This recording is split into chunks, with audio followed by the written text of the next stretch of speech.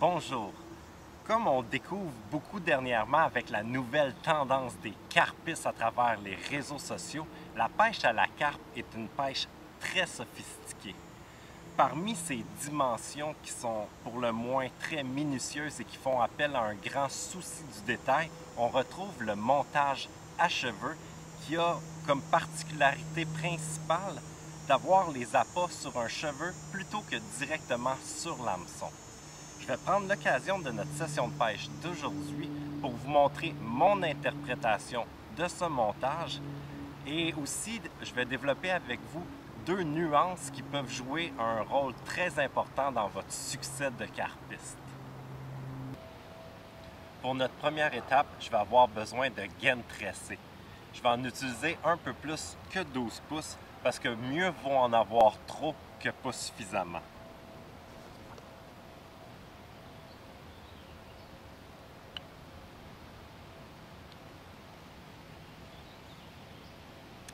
Par la suite, ce que je souhaite avoir, c'est une partie exclusivement de fil tressé.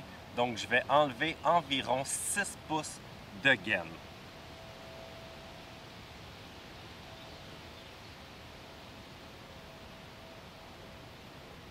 À partir d'ici, j'ai une partie qui est plus solide, un peu moins souple, qui est avec la gaine, et l'autre partie qui est exclusivement de fil tressé. Avec cette partie-ci, je vais venir former une loupe que je vais solidifier avec un nœud simple.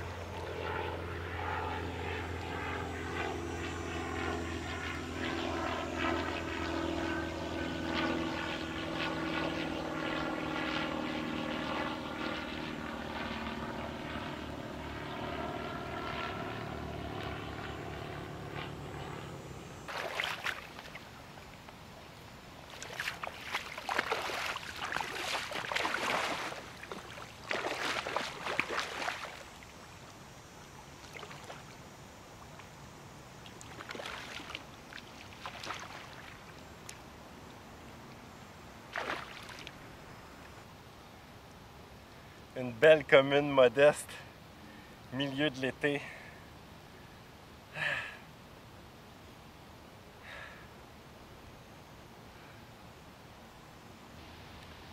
Bon, désolé pour l'interruption. Si on récapitule, j'ai pris une douzaine de pouces de tresse gainée sur laquelle j'ai enlevé la gaine sur environ 6 pouces. Et sur cette partie de fil tressé exclusivement, j'ai formé une loupe. C'est maintenant le temps d'installer l'hameçon. Donc la pointe est vers la gauche et je rentre la partie gainée dans le trou et je le glisse jusqu'à ce que j'atteigne le fil tressé. Je dois m'assurer de garder un peu plus qu'un pouce et demi de fil tressé dans le but de former éventuellement mon cheveu. Par la suite, j'immobilise mon cheveu en tournant le fil tressé jusqu'à ce que je me rende pratiquement à ma partie gainée et je repasse mon fil dans le trou de l'hameçon dans le même sens que la première fois.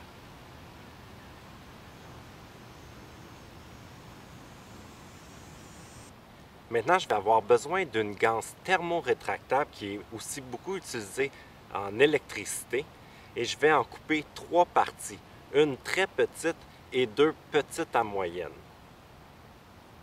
Avec le plus petit des 3 morceaux, je vais venir passer mon cheveu et avant d'aller jusqu'au bout, je vais venir passer l'hameçon. La pointe de l'hameçon en fait. Comme ceci. Avec un des 2 morceaux un peu plus grand, je le passe du côté de la gaine et je vais venir protéger la base de mon hameçon où est situé mon nœud. Donc jusqu'ici, on a notre hameçon, notre cheveu un premier morceau de ganse thermorétractable et un second ici. Je vais prendre le troisième morceau maintenant, que je vais tout simplement venir glisser dans la ganse, mais on ne s'en servira pas immédiatement puisque maintenant on va venir placer notre swivel ici.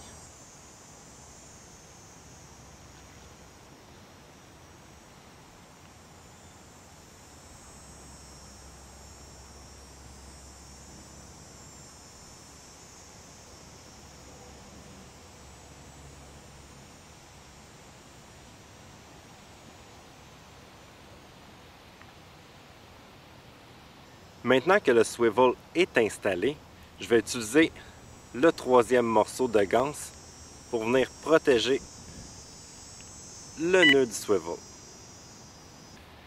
Maintenant, une fois que j'ai donné l'angle idéal à mon cheveu sur mon hameçon, je vais pouvoir venir contracter toutes les ganses à l'aide d'une source de chaleur.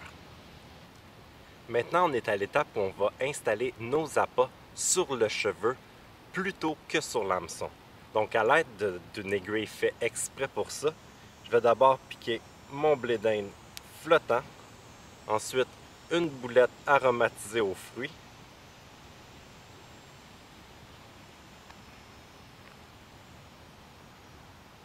et avec le crochet de l'aiguille, je vais venir m'installer dans la loupe qu'on a fabriquée un peu plus tôt. Je referme l'aiguille, je pousse les appâts et je vais utiliser un bait stopper que je vais remettre dans notre loupe pour s'assurer que notre montage reste bien en place. Donc après toutes ces étapes, on peut dire qu'on a réalisé un montage cheveux de base, mais il nous reste pourtant encore une finition à faire, c'est-à-dire celle de balancer le montage. Ce qu'on souhaite, c'est que nos appâts soient en suspension au-dessus du fond, sans que pour autant notre hameçon lève et soit visible par les carpes. Donc ce qu'on va faire, c'est que si notre montage semble trop aller au-dessus du fond, on va venir placer un split shot à la base de l'hameçon pour rétablir l'équilibre. Si vous voyez que votre cheveu est trop long, vous pouvez faire des nœuds autour de l'hameçon, ce qui va avoir comme conséquence de rapetisser votre cheveu et d'ajuster votre montage par conséquence. Une fois qu'on a bien équilibré notre montage à cheveux, il nous reste juste à l'intégrer à notre bas de ligne. Donc, beaucoup de pêcheurs vont utiliser une ganse de protection sur la ligne principale. Ensuite, on met le plomb et finalement le montage à cheveux. Dans le but de faciliter l'autoferrage de la carpe, on va fixer le tout, encore une fois, avec un petit split shot. Le principe fondamental du montage à cheveux, c'est que lorsque la carpe aspire les appâts, elle aspire aussi l'hameçon et au moment où elle se rend compte que c'est du matériel non comestible, en le recrachant, l'hameçon va avoir tendance à se retourner vers la lèvre inférieure et elle va se piquer automatiquement d'elle-même.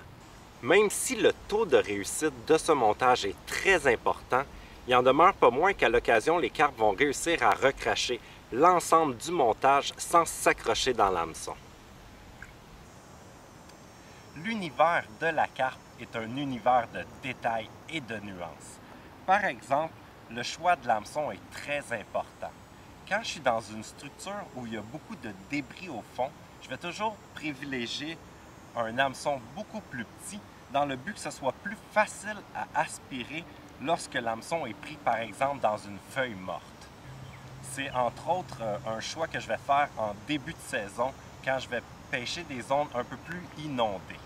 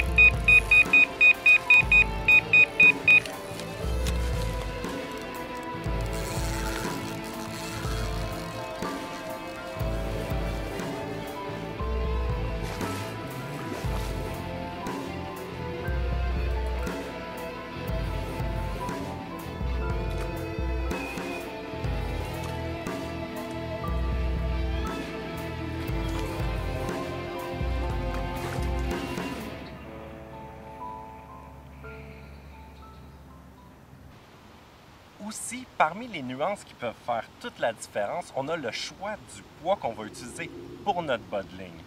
Ici, j'ai un genre de plomb d'amorçage qui a une forme qui me permet d'incorporer une boulette d'amorce directement sur mon bas de ligne.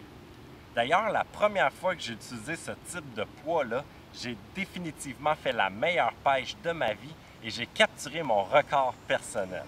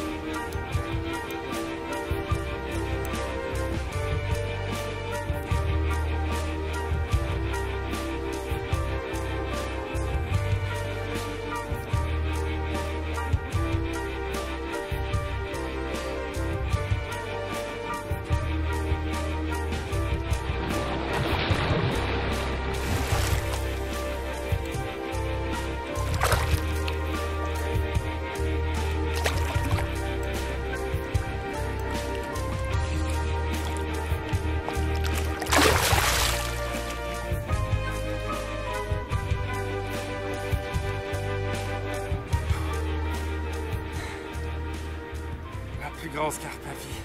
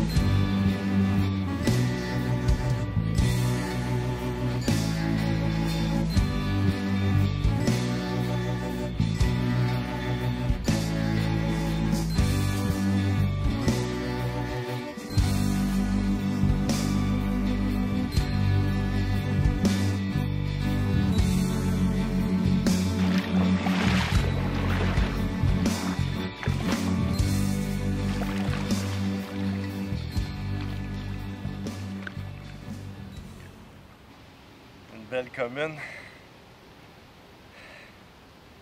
piquée dans la lèvre inférieure avec le montage cheveux.